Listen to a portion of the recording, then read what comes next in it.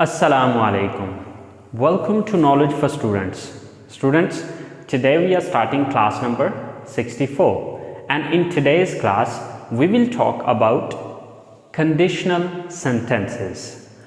So students, class शुरू करने से पहले अगर अभी तक आप लोगों ने मेरे चैनल को सब्सक्राइब नहीं किया तो प्लीज़ सब्सक्राइब के बटन पर क्लिक कर दें।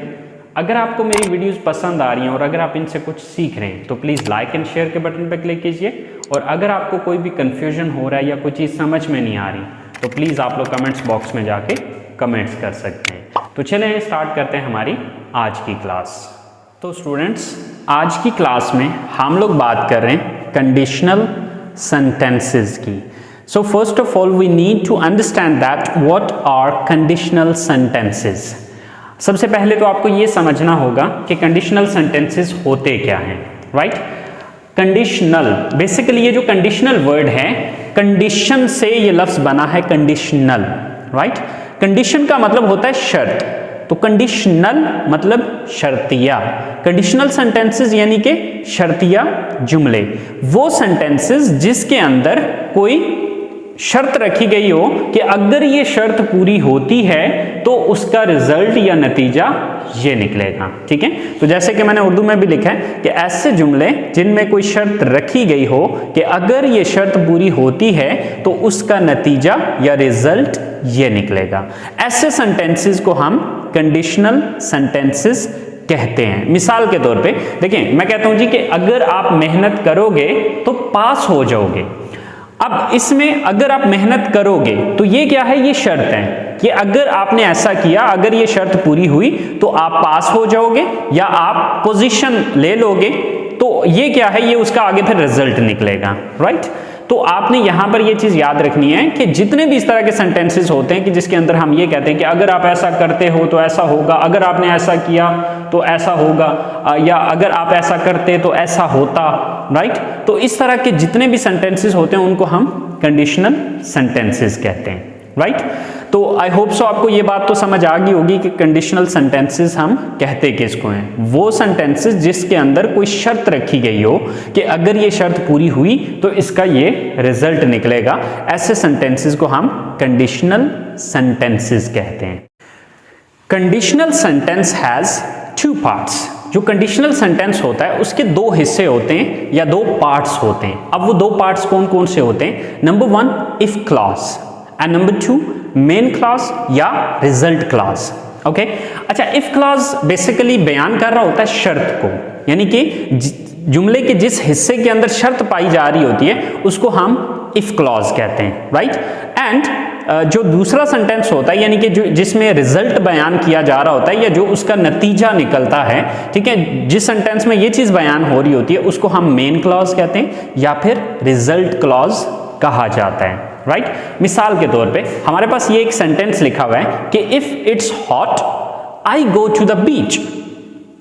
If it's hot I go to the beach, right? अब इस सेंटेंस को अगर आप देखें तो इसके अंदर दो चीजें आ रही हैं, यानी कि दो सेक्शन बने हुए हैं। Number one, if it's hot, ये हमारी शर्त है, यानी कि इफ इट्स हॉट, जब गर्मी होती है। आई गो टू द बीच, तो मैं बीच जाता हूं, राइट? तो अब ये जो है ये शर्त है तो इसको हम इफ क्लॉज कहते हैं, ठीक है? ये उसका रिजल्ट है तो इसको मेन क्लॉज कहेंगे या फिर रिजल्ट क्लॉज कहेंगे, ठीक है? तो यही चीज ऊपर बयान हो रही है कि conditional sentence has two parts. Number one, if clause, यानी कि इफ क्लॉज से मुराद ये वाला हिस्सा है, और मेन क्लॉज या रिजल्ट क्लॉज मीन ये वाला जो सेक्शन है ये इसका मेन क्लॉज है या फिर रिजल्ट क्लॉज है, ठीक है? तो एक कंडीशनल सेंटेंस के अंदर जो है वो दो हिस्से होते हैं, एक जिसके अंदर शर्त पाई जा रही होती है और दूसरा हिस्सा होता है जो उसका रिजल्ट बयान कर रहा होता है कि अगर ये शर्त पूरी होती है तो फिर उसका रिजल्ट ये निकलता है। तो जो नेक्स्ट चीज है वो है कि they are separated with comma, यानी कि ये जो दोनों क्लॉजेस होते हैं इन दोनों को जो अलग किया जाता है वो कॉमा की मदद से इन दोनों को अलग किया जाता है। जैसे कि आप ये कॉमा देख रहे हैं, ठीक है? ये फुल स्टॉप नहीं है बल्कि ये कॉमा है, राइट? तो इन दोनों क्लॉजेस को एक दूसरे से सेपरेट करने के लिए या अलग करने के लिए बीच में एक कॉमा लगाया जाता है। ठीक है, तो यहां पर यही चीज बयान की जा रही है कि they are separated with comma, कि ये दोनों सेपरेट होते हैं कॉमा की मदद से। ओके, अच्छा, नेक्स्ट सेंटेंस है या नेक्स्ट जो रूल लिखा हुआ है वो ये लिखा हुआ है कि their arrangement can be changed, कि इसकी जो अरेंजमेंट होती है, यानी कि इसकी जो तरतीब होती है, सेंटेंस की जो तरतीब होती है, इसको मतलब चेंज किया जा सकता है। यानी कि ये हिस्सा जो है वो पहले आ सकता है, ये हिस्सा बाद में आ सकता है। यानी कि जरूरी नहीं है कि हमने हमेशा इसी को पहले रखना है या इसी को हमेशा बाद में रखना है, बल्कि हम इसकी तरतीब को बदल सकते हैं। यानी कि ये चीज जो है वो यहां पर आ सकती है और ये चीज यहां पर जा सकती है। लेकिन अगर हम ऐसा करते हैं, यानी कि जो इफ क्लॉज है, अगर हम उसको एंड पे रखते हैं और रिजल्ट क्लॉज को पहले रखते हैं, तो उसमें एक चेंज आपने साथ ये करना है कि ये जो कॉमा है ये खत्म कर देना है। ठीक है, मिसाल के तौर पे इसी ऊपर वाली एग्जांपल को मैंने चेंज किया है, I go to the beach if it's hot.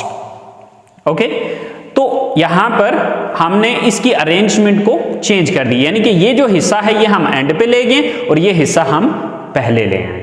Right, तो अरेंजमेंट आप चाहे तो ये लिखें, चाहे तो ये अरेंजमेंट रखें, इस चीज से कोई फर्क नहीं पड़ता, दोनों सूरतों में सेंटेंस सही है।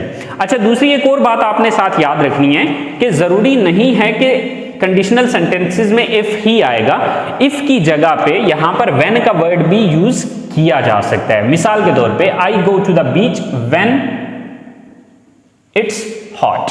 राइट, तो जो इफ क्लॉज है, इफ क्लॉज के अंदर चाहे तो आप इफ का यूज करें, चाहे तो व्हेन का यूज करें, दोनों एक ही मतलब देंगे। ठीक है, तो दोनों सूरतों में ये मीनिंग जो है वो एग्जैक्ट सेम दे रहा होगा। राइट, तो अब इसका मतलब क्या हो जाएगा कि I go to the beach when it's hot, कि मैं बीच पर जाता हूं जब गर्मी होती है। ठीक है, तो आप जब कहें या अगर कहें, बेसिकली ये दोनों सूरतों में शर्त को ही जाहिर करेगा। आई होप सो आपको कंडीशनल सेंटेंसेस का पता चल गया होगा, उसके पार्ट्स के हवाले से बात समझ में आ गई होगी। नेक्स्ट ये कि उसको सेपरेट कैसे किया जाता है और उसकी अरेंजमेंट किस तरह से होती है।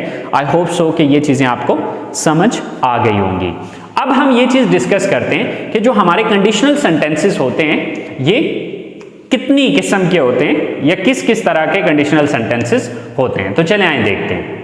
तो स्टूडेंट्स, जो कंडीशनल सेंटेंसेस होते हैं वो 4 किस्म के होते हैं, उनकी टाइप्स जो है वो 4 टाइप्स के कंडीशनल सेंटेंसेस होते हैं। Zero conditionals, first conditionals, second conditionals and third conditionals. ये 4 टाइप्स हैं कंडीशनल सेंटेंसेस की।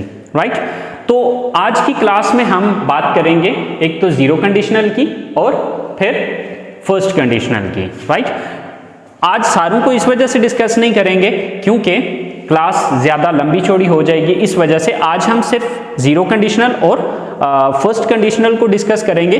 नेक्स्ट जो अगली क्लास होगी उसमें हम सेकंड कंडीशनल और थर्ड कंडीशनल सेंटेंसेस को डिस्कस करेंगे। तो चलिए यहाँ स्टार्ट करते हैं हमारे जीरो कंडीशनल्स को। तो स्टूडेंट्स, जीरो कंडीशनल सेंटेंसेस कौन से होते हैं?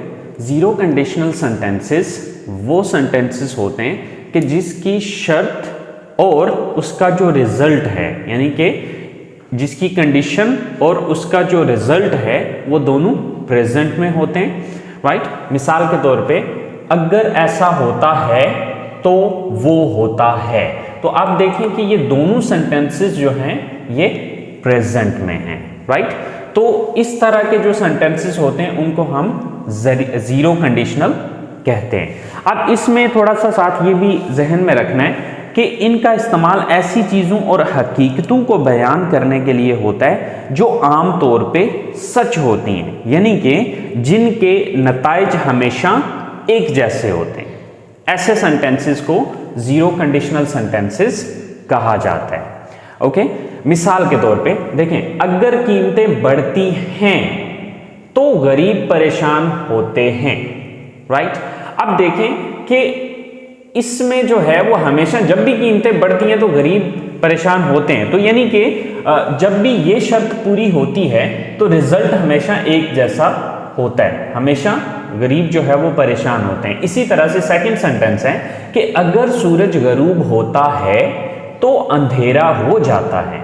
तो यहां पर भी देखें कि जब भी सूरज गरूब होता है तो उसका रिजल्ट हमेशा अंधेरे की सूरत में निकलता है। राइट, इसी तरह से अगर हम दोस्तों के साथ बाहर जाते हैं तो आमतौर पे रेस्टोरेंट जाते हैं, राइट।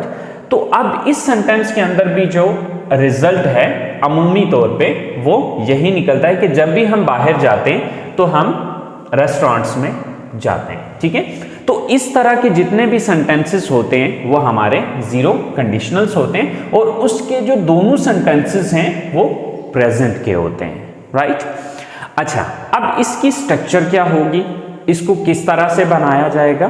तो इसकी स्ट्रक्चर है इफ या व्हेन, इन दोनों में से कोई भी आप एक यूज कर सकते हैं, राइट। जरूरी नहीं है कि आपने इफ ही यूज करना है और ये भी जरूरी नहीं है कि आपने व्हेन ही यूज करना है, इन दोनों में से कोई भी यूज किया जा सकता है, right. Then simple present, simple present.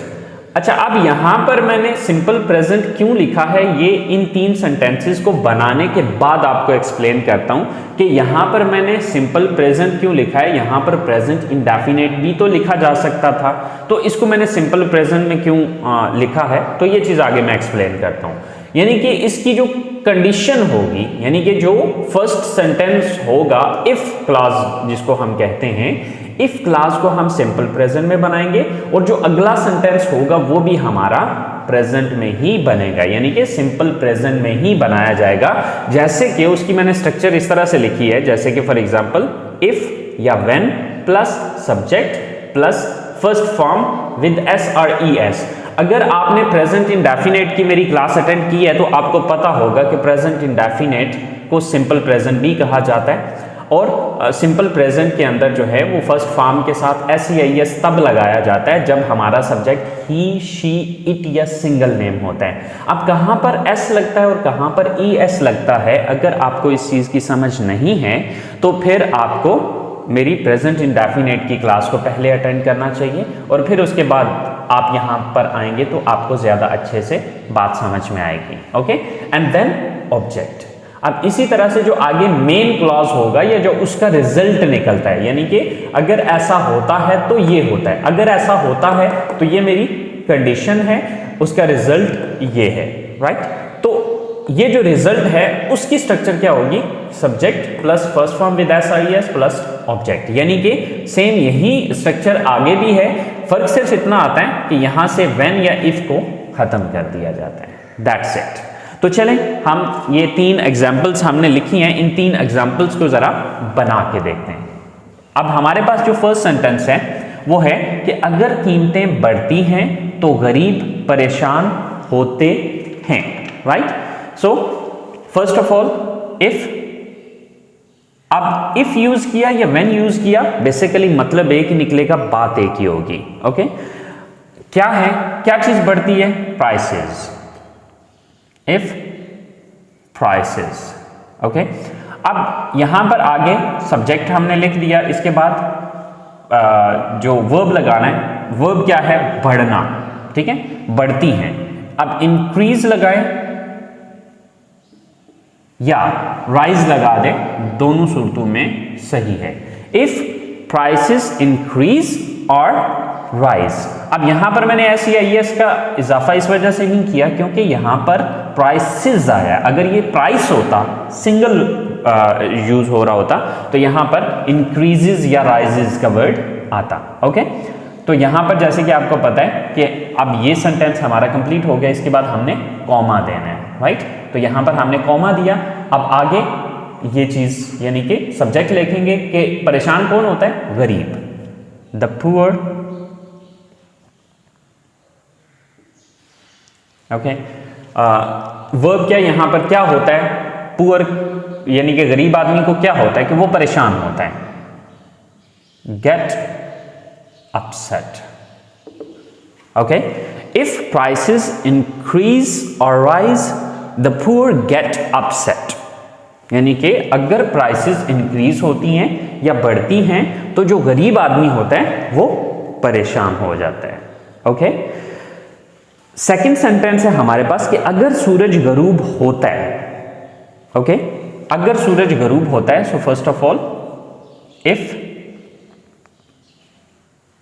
क्या चीज सब्जेक्ट के तौर पे यहां पर क्या लगेगा, द सन।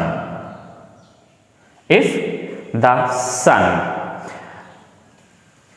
वर्ब क्या यहां पर, गरूब होना। गरूब होना की इंग्लिश क्या होती है, सॉरी सेट्स, सेट होती है। तो इसके साथ चूंकि एस या एस का इंक्रीजमेंट करना है, so if the sun sets, अगर सूरज गरूब होता है, अगर सूरज गरूब होता है। अब यहां तक ये हमारा सेंटेंस बन चुका है। अब यहां पर हम देंगे कॉमा एंड देन सब्जेक्ट दोबारा, तो अंधेरा हो जाता है। तो अब यहां पर आपको पता है कि जैसे मौसमी सिचुएशंस को बयान करने के लिए हम इट का वर्ड यूज करते हैं, क्योंकि यहां पर सब्जेक्ट नहीं है। तो जब भी मौसमी सिचुएशंस को या इस तरह की सिचुएशंस को बयान करते हैं तो उसमें सब्जेक्ट एज इट को हम यूज करते हैं। एज अ सब्जेक्ट हम किस चीज को यूज कर रहे होते हैं, इट का यूज कर रहे होते हैं। So if the sun sets, it अंधेरा हो जाता है, gets dark. Okay, if the sun sets it gets dark, कि जब अंधेरा जब सूरज गरूब होता है तो अंधेरा हो जाता है। इसी तरह से हमारे पास लास्ट सेंटेंस जो लिखा हुआ है कि अगर हम दोस्तों के साथ बाहर जाते हैं तो हम आमतौर पर रेस्टोरेंट में जाते हैं। तो पहले हम इसकी कंडीशन को लिखते हैं कि अगर हम दोस्तों के साथ बाहर जाते हैं तो हम आमतौर पर रेस्टोरेंट जाते हैं, right. So first of all, if subject कौन है यहां पर, वी, हम। वर्ब क्या है यहां पर, यहां पर वर्ब क्या है, बाहर जाना, गो आउट।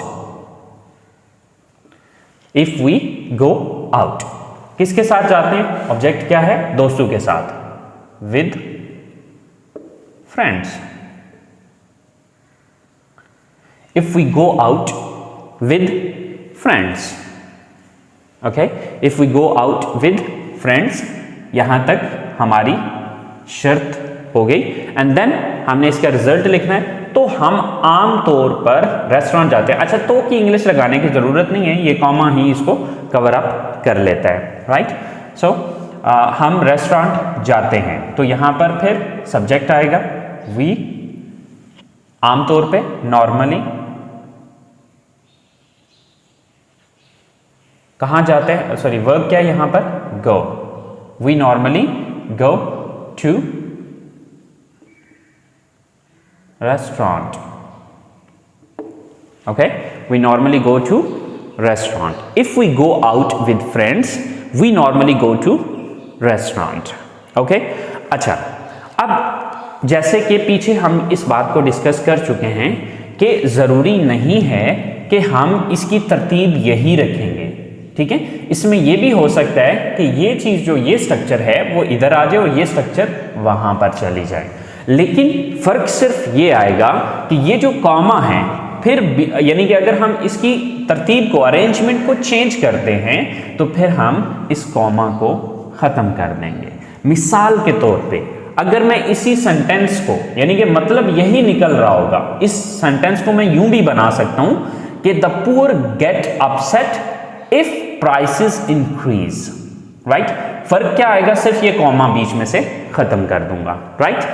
ऐसे ही it gets dark if the sun sets, कि अंधेरा हो जाता है जब सूरज गरूब होता है। अब यहां पर इफ की जगह व्हेन भी लगा सकते हैं। Same like that, we normally go to the restaurant when we go out with friends, कि हम रेस्टोरेंट में आमतौर पे जाते हैं जब भी हम दोस्तों के साथ बाहर जाते हैं, राइट। तो तरतीब आप कोई भी रख लें, सिर्फ ये चीज जहन में रखनी है कि अगर कंडीशन बाद में लिखते हैं तो फिर कॉमा नहीं आएगा, और अगर कंडीशन पहले लिखते हैं तो फिर कंडीशन वाले सेंटेंस के बाद कॉमा आ जाएगा, ओके। अच्छा, अब यहां पर नेक्स्ट हम कुछ और 2-3 सेंटेंसेस को देखेंगे, और उसमें मैं ये चीज आपको समझाना चाह रहा हूं कि जरूरी नहीं है कि प्रेजेंट इंडेफिनेट का ही टेंस होगा, वो सिंपल प्रेजेंट में यानी कि कैन, शुड, इस तरह के वर्ड्स भी आ सकते हैं। ये सिंपल प्रेजेंट लिखने का असल मकसद ये है, यहां पर प्रेजेंट इंडेफिनेट इस वजह से नहीं लिखा क्योंकि ये चीजें भी सिंपल प्रेजेंट में ही आ जाती हैं, ठीक है। मिसाल के तौर पे हम कहते हैं कि if she is angry she says nothing. अब जो फर्स्ट सेंटेंस है वो प्रेजेंट इंडेफिनिट नहीं है, वो सिंपल प्रेजेंट है, ओके, क्योंकि उसमें इज आया है। बट वो एग्जांपल्स देखते हैं, जरा कुछ सेंटेंसेस बनाते हैं और बना के उसको हम देख लेते हैं। तो स्टूडेंट्स, जीरो कंडीशनल सेंटेंसेस में हम सिंपल प्रेजेंट इस वजह से लिखते हैं कि ज़रूरी नहीं है कि प्रेजेंट इंडेफिनिट में ही कोई सेंटेंस बनता होगा, इससे हट के भी सेंटेंस हो सकता है। जैसे कि अगर उसे गुस्सा आता है, अब ये देखें कि ये प्रेजेंट इंडेफिनिट नहीं है, राइट, तो कुछ नहीं, तो वो कुछ नहीं बोलती है, राइट, ये प्रेजेंट इंडेफिनिट का सेंटेंस है। यहां पर ये सिंपल प्रेजेंट है, यानी कि इज एम आर के साथ ये सेंटेंस बनता है। इसी तरह से अगर बच्चों के साथ कोई बड़ा हो तो वो तैर सकते हैं। अब ये जो सेंटेंस है ये तो हमारा प्रेजेंट इंडेफिनिट में बनेगा, ओके, सॉरी, प्रेजेंट इंडेफिनिट में नहीं, बल्कि ये इज एम आर का सिंपल प्रेजेंट है। और यहां पर जो सेकंड सेंटेंस है वो कैन के साथ है, तो अब कैन भी तो प्रेजेंट में ही यूज होता है, राइट, तो आप इसका प्रेजेंट में, सिंपल प्रेजेंट में यूज करेंगे। इसी तरह से जब आप पानी को 100 डिग्री से ज्यादा गर्म करते हैं तो ये प्रेजेंट इंडेफिनिट है, तो वो उबलता है, राइट, तो ये भी हमारा प्रेजेंट इंडेफिनिट है। इसी तरह अगर आपको सरदर्द महसूस हो, ठीक है, अगर आप सरदर्द महसूस करते हैं या अगर आपको सरदर्द महसूस हो तो आपको ये दवाई लेनी चाहिए, ये प्रेजेंट इंडेफिनिट में हो गया। और ये सेंटेंस हमारा शुड मॉडल वर्ब का हो गया। तो यहाँ पर सिंपल प्रेजेंट लिखने का मकसद ये है कि ज़रूरी नहीं है कि वो प्रेजेंट इंडेफिनिट के ही दोनों सेंटेंसेस होंगे, उनमें कोई कैन भी आ सकता है, शुड भी आ सकता है, इज एम आर के साथ भी आ सकता है, लाइक होगा वो प्रेजेंट में ही, राइट, और सिंपल प्रेजेंट में ये चीज आएगी। अब सिंपल प्रेजेंट क्या है? Simple present is am are के साथ जो सेंटेंसेस आते हैं वो भी सिंपल प्रेजेंट में आते हैं, कैन शुड वगैरह में भी जो सेंटेंसेस आते हैं वो भी सिंपल प्रेजेंट में आते हैं, और इसी तरह से जो प्रेजेंट इंडेफिनिट है वो भी सिंपल प्रेजेंट में ही काउंट किया जाता है, ओके। तो चलें अब हम इन 4 सेंटेंसेस को बना के देखते हैं। जैसे कि मैंने एक सेंटेंस लिखा है कि to express habits, rules, instructions and facts, यानी कि हम जीरो कंडीशनल जो सेंटेंसेस होते हैं उसमें हैबिट्स को बयान कर रहे होते हैं, यानी कि आदात को बयान करते हैं, रूल्स को यानी कि असूल और ज़वाबित को बयान करते हैं, इंस्ट्रक्शंस हदायत को, एंड फैक्ट्स या फिर हकाइक को, जो हकीकतें होती हैं उनको बयान करते हैं, ठीक है।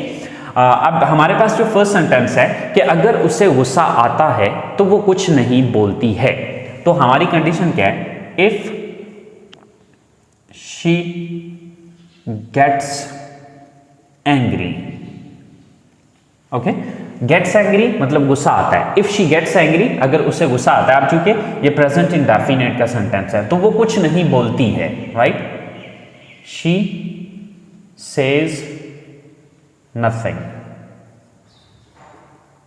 She says nothing. If she gets angry, अगर उसे गुस्सा आता है, शी सेज नथिंग, तो वो कुछ नहीं बोलती है या कुछ नहीं कहती है, राइट। अब ये दोनों सेंटेंसेस प्रेजेंट इंडेफिनिट में हैं, राइट। अब इसकी ये जो सेंटेंस है इसको हम यूं भी बना सकते हैं, if she is angry, if she is angry. अगर मैं इसको इफ शी इज एंग्री करता हूं तो ये सिंपल प्रेजेंट में बात हो जाएगी, ठीक है। तो आप यहां पर ये सेंटेंस दो तरह से बना सकते हैं, इफ शी गेट्स एंग्री या इफ शी इज एंग्री, दोनों सूरतों में ये सेंटेंस सही है। शी सेज नथिंग, तो वो कुछ नहीं बोलती है या वो कुछ नहीं कहती है, राइट। सेकंड सेंटेंस है कि अगर बच्चों के साथ कोई बड़ा हो, राइट, तो अब क्या है? If an adult, if an adult is with children, if an adult is with children, कि अगर कोई बड़ा बच्चों के साथ है तो वो तैर सकते हैं, they can swim,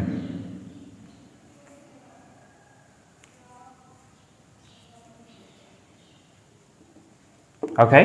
If an adult is with children, they can swim, कि अगर बच्चों के साथ कोई बड़ा है तो वो तैर सकते हैं। ओके, तो यानी कि अब ये जो हमारी है, ये क्या है, ये एक किस्म का ये सेंटेंस हमारे किसी रूल को जाहिर कर रहा है कि रूल ये है कि अगर बच्चों के साथ कोई बड़ा है तो फिर वो तैर सकते हैं, अगर उनके साथ कोई बड़ा नहीं है तो वो तैर नहीं सकते हैं।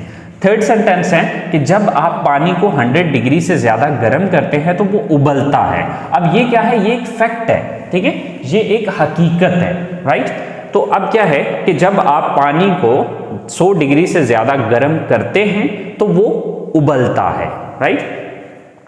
अब इसमें अगर आप पानी को 100 डिग्री से ज्यादा गर्म करते हैं, ठीक है, अब यहां पर व्हेन लगाएं या इफ लगा लें, चले मैं अभी व्हेन को ही यूज कर लेता हूं। व्हेन यू, अगर आप पानी को 100 डिग्री से ज्यादा हरारत देते हैं या गर्म करते हैं, if you heat water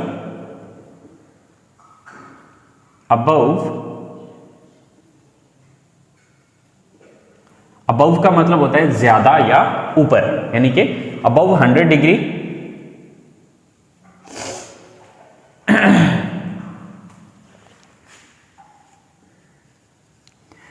when you heat water above 100 degree, okay. अब यहां तक हमारी शर्त पूरी हो गई है, ठीक है। अगर ये शर्त पूरी होती है तो रिजल्ट क्या निकलता है कि वो उबलता है, इट बॉइल्स, ओके।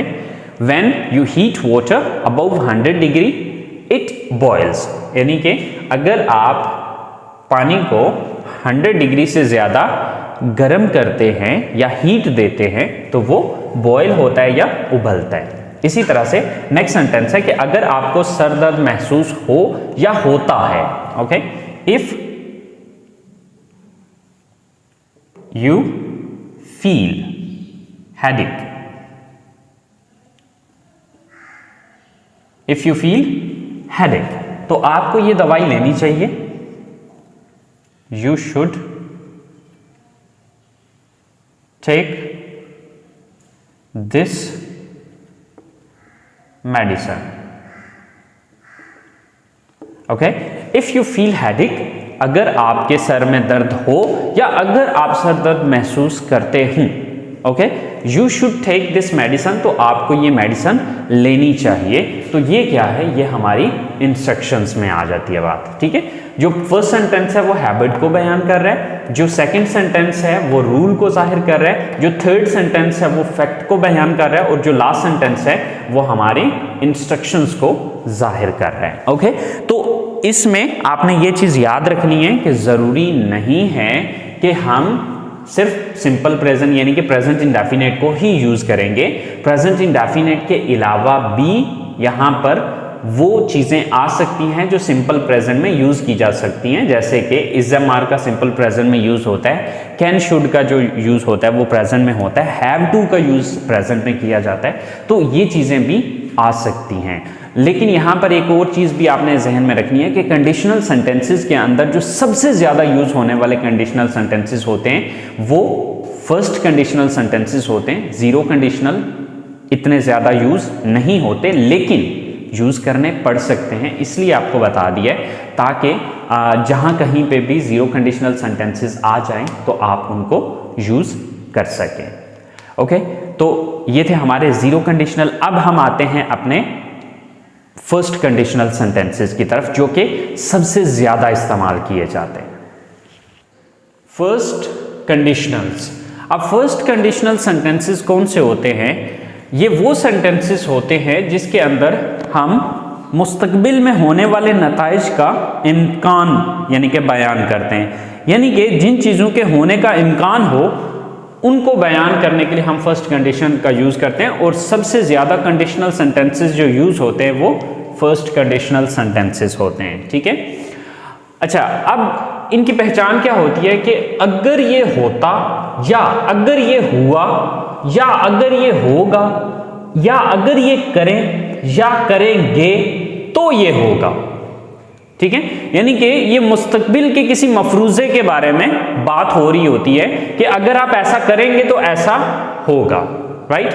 अच्छा, अब इसकी स्ट्रक्चर क्या होती है कि इफ या when plus simple present plus comma simple future, यानी कि हमारी जो कंडीशनल सेंटेंस होगा वो सिंपल प्रेजेंट में होगा और जो मेन क्लास होगा या जो रिजल्ट क्लास होगा वो सिंपल फ्यूचर में बनेगा। ओके, अच्छा, अब उसकी स्ट्रक्चर भी हम थोड़ा सा देख लेते हैं कि इफ या when plus subject plus first form with S या ईएस प्लस ऑब्जेक्ट, यानी कि ये हमारा सिंपल प्रेजेंट की स्ट्रक्चर है, राइट। और सिंपल फ्यूचर की स्ट्रक्चर क्या है? Subject plus will plus first form plus object, right. अच्छा, अब मैंने 3 सेंटेंसेस लिखे हैं, जैसे कि अगर आप मेहनत करेंगे तो पोजीशन हासिल करेंगे। सेकंड सेंटेंस है कि अगर वो दवाई वक्त पर लेगी तो वो जल्दी ठीक हो जाएगी। लास्ट सेंटेंस है कि अगर आप मुझे पढ़ाएंगे तो मैं आपको फीस दूंगा, राइट। तो ये जो हमारे 3 सेंटेंसेस हैं ये हमारे फर्स्ट कंडीशनल्स हैं, राइट। अब जो हमारा कंडीशन वाला सेंटेंस होगा उसको हम सिंपल प्रेजेंट में बनाएंगे और जो हमारा अगला सेंटेंस होगा या रिजल्ट क्लॉज होगा उसको हम सिंपल फ्यूचर में बनाएंगे। जैसे कि हमारा पहला सेंटेंस है कि अगर आप मेहनत करेंगे।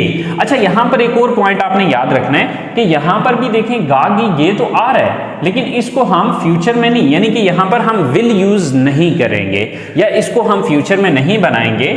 शर्तिया जुमलों के अंदर या कंडीशनल सेंटेंसेस के अंदर ये चीज होती है कि फर्स्ट कंडीशनल सेंटेंसेस जो होते हैं उसके अंदर हम गा गी गे का जो यानी कि कंडीशन में जो आ रहा है, कंडीशन में अगर गा गी गे भी आ रहा है तो उसको हम प्रेजेंट सिंपल में ही लेंगे। ये सेंटेंस यूं भी हो सकता है कि अगर आप मेहनत करते हैं तो पोजीशन हासिल करेंगे, राइट। तो अब ये जो है वो सिंपल प्रेजेंट में सेंटेंस बनेगा। इसी तरह से अगर वो दवाई वक्त पर लेती है, अब वो दवाई लेगी या लेती है, बेसिकली बात एक ही है, मतलब एक ही है, ठीक है। इसी तरह से अगर आप मुझे पढ़ाते हैं, अब पढ़ाते हैं कहते हैं तो वो फिर सिंपल प्रेजेंट में कन्वर्ट हो जाता है। बट अगर गागी गे भी यहां पर आ रहा हो इन तीनों जगह पे, तब भी ये जो सेंटेंस हमारा बनेगा वो सिंपल प्रेजेंट में ही बनेगा। ओके, सो चलें हम सेंटेंसेस बना के देखते हैं। अगर आप मेहनत करेंगे, राइट, तो इसको हमने इस स्ट्रक्चर के तहत यानी कि इस स्ट्रक्चर के तहत बनाएंगे।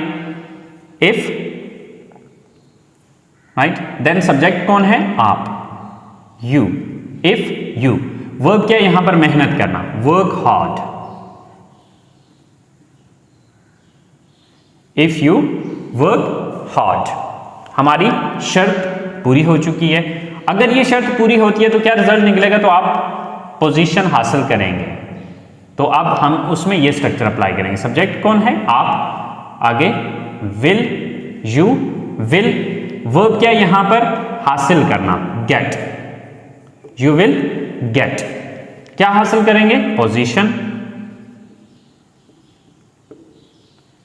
Okay, so if you work hard you will get position, कि अगर आप मेहनत करेंगे तो आपको पोजीशन मिलेगी या आप पोजीशन हासिल करेंगे, राइट। सेकंड सेंटेंस है कि अगर वो वक्त पर दवाई लेगी, राइट, या अगर वो दवाई वक्त पर लेती है। अगर मैं ये कहता हूं या लेगी कहूंगा तब भी बात बेसिकली एक ही बनती है। तो इसमें हम ये स्ट्रक्चर अप्लाई कर रहे हैं। इफ, देन सब्जेक्ट कौन है यहां पर? शी। वर्ब क्या यहां पर? लेना, टेक। अब टेक है तो इसको हम टेक्स में कन्वर्ट करेंगे क्योंकि सब्जेक्ट शी है। तो आपको पता है कि सिंपल प्रेजेंट में ही, शी, इट ये सिंगल नेम आता है तो उसके बाद जो मेन वर्ब आता है उसको हम एस या एस के साथ लिखते हैं, राइट। इफ शी टेक्स, क्या लेती है? मेडिसिन, यानी कि ऑब्जेक्ट क्या है? Medicine. If she takes medicine वक्त पर, on time. If she takes medicine on time, अब यहां पर हम कॉमा देंगे एंड देन तो वो जल्दी ठीक हो जाएगी। तो अब इसमें ये स्ट्रक्चर अप्लाई होगी। She will recover soon. Okay, she will recover soon, यानी कि सब्जेक्ट लिखा, देन विल लिखा, then first form of the verb and then यहां पर सून यानी कि टाइम का मेंशन कर दिया, ठीक है। इसी तरह से हमारा लास्ट सेंटेंस है कि अगर आप मुझे पढ़ाएंगे तो मैं आपको फीस दूंगा। ओके, अगर आप मुझे पढ़ाएंगे, if you teach me, if you teach me ये हो गया हमारा ये वाली स्ट्रक्चर, यानी कि ये वाली। इफ यू टीच मी, अगर आप मुझे पढ़ाते हैं या अगर आप मुझे पढ़ाएंगे तो मैं आपको फीस दूंगा। I will give you fee, I will give you fee या I will pay you fee, right, कि मैं आपको फी पे करूंगा या फीस दूंगा, राइट।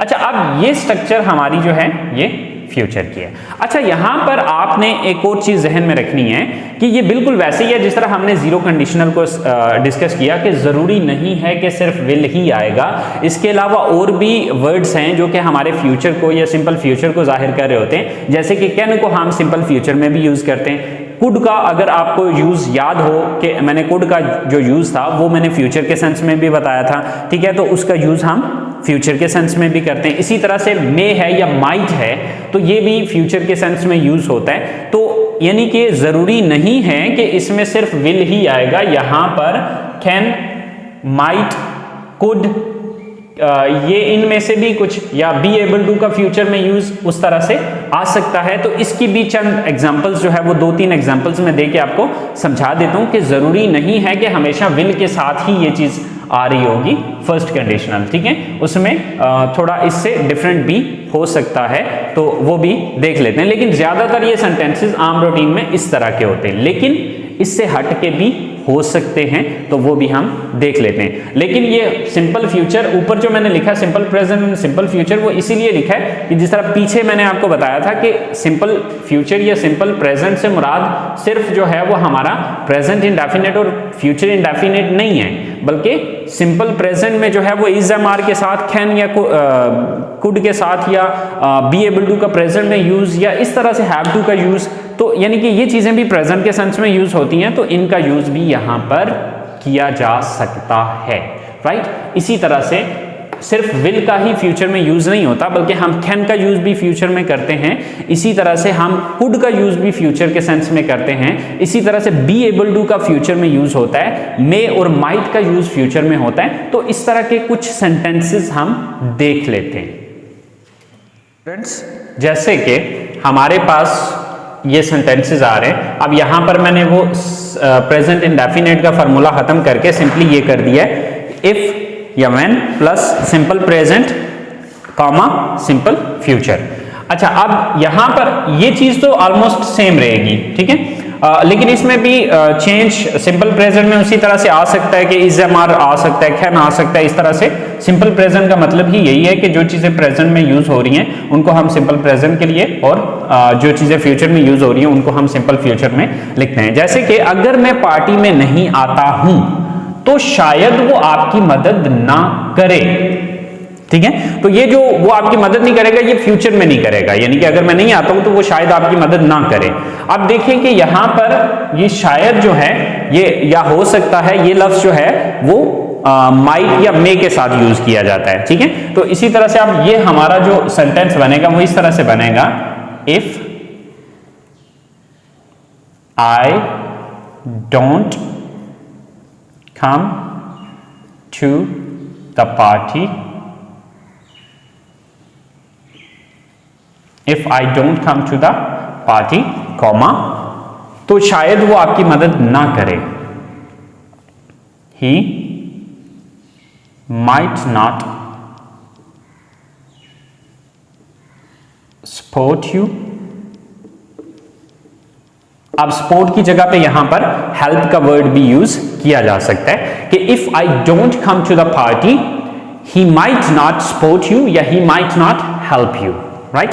तो अब यहां पर देखें कि हम माइट का यूज जो है वो फ्यूचर में, शायद वो आपकी मदद ना करे, तो यानी कि जो वो उसने मदद नहीं करनी वो फ्यूचर में मदद नहीं करनी है, तो ये सिंपल माइट जो है ये हमारे फ्यूचर को ही शो कर रहा है। इसी तरह से जो मेरा सेकंड सेंटेंस है कि अगर आपको दावतनामा नहीं मिलता है, इफ you don't get। अच्छा, अब ये मैं राइटिंग में शॉर्टकट्स यूज कर रहा हूं, बट नॉर्मली राइटिंग में शॉर्टकट्स यूज नहीं किए जाते हैं, क्योंकि स्पीकिंग के अंदर ज्यादातर शॉर्टकट्स यूज होते हैं, इस वजह से मैंने डोंट लिख दिया है। बट ऑफिशियल राइटिंग के अंदर कभी भी आपने शॉर्टकट्स यूज नहीं करने हैं, ये बात आपने जहन में रखनी है, ठीक है। If you don't get invitation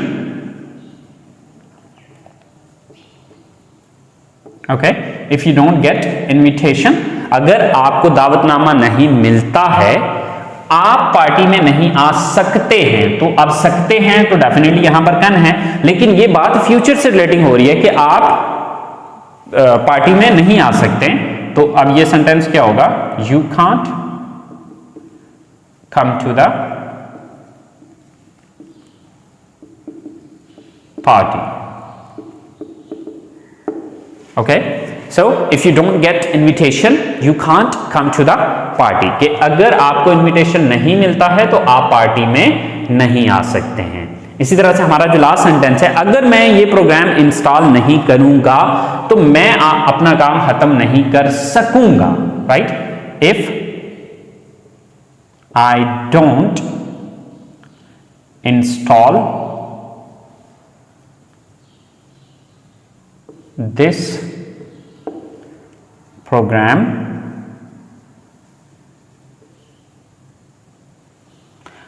अगर मैं इसको यूं कह देता हूं कि अगर मैं ये प्रोग्राम अपने कंप्यूटर में इंस्टॉल नहीं करूंगा तो मैं अपना काम खत्म नहीं कर सकूंगा। तो यहां पर बढ़ाना चाहे तो आप बढ़ा सकते हैं कि if I don't install this program in my computer, right? But चूंकि यहां पर हमने नहीं किया हुआ तो चलें comma, if I don't install this program, मैं अपना काम खत्म नहीं कर सकूंगा। तो सकूंगा जब आता है तो बी एबल टू का हम फ्यूचर में यूज कर रहे होते हैं। अगर आपने मेरी पिछली क्लासेस अटेंड की हैं तो मेरा ख्याल है ये मॉडल वर्ब वगैरह आपको क्लियर होंगे। So if I don't install this program I won't. अब वॉन्ट जो है ये बेसिकली विल नॉट का शॉर्टकट है, ठीक है? तो हम चलें इसको विल नॉट पूरा ही कर देते। I will not be able to finish my work. Okay, so if I don't install this program I will not be able to finish my work, कि अगर मैं ये प्रोग्राम इंस्टॉल नहीं करूंगा या नहीं करता हूं तो मैं अपना काम खत्म नहीं कर सकूंगा। I will not be able to finish my work, right?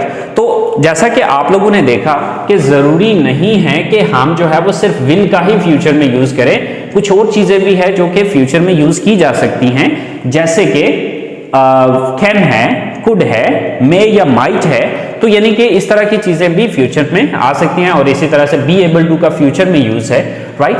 तो इस तरह से भी सेंटेंसेस फर्स्ट कंडीशनल के बनते हैं। ओके, अच्छा, अब यहां पर एक और पॉइंट आपने याद रखना है कि इफ नॉट, यानी कि इफ के साथ जब अगला सेंटेंस नेगेटिव में है, इफ के साथ वाला, ठीक है, यानी कि कंडीशनल सेंटेंसेस अगर वो नेगेटिव में है तो उसकी जगह पे अनलेस का वर्ड भी यूज किया जा सकता है।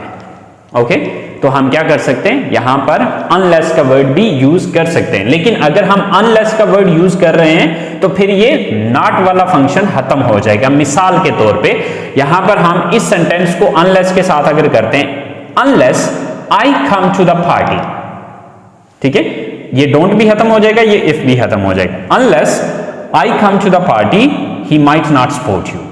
इसी तरह से if you don't get invitation, तो आप इसको यूं भी कर सकते हैं, अनलेस यू गेट इनविटेशन, यानी कि डोंट को हमने खत्म कर देना है क्योंकि उसकी जगह पे हम इफ नॉट की जगह पे अनलेस का वर्ड यूज करें। Unless you get invitation you can't come to the party. इसी तरह से हमारा लास्ट सेंटेंस है कि if I don't install this program, तो इसको मैं यूं भी लिख सकता हूं, unless I install this program I will not be able to finish my work, right? तो इसकी जगह पे आप अनलेस का वर्ड भी यूज कर सकते हैं, लेकिन अनलेस का वर्ड यूज करने के लिए शर्त यह है कि जो कंडीशन है वो नेगेटिव में हो, यानी कि नहीं के साथ हो।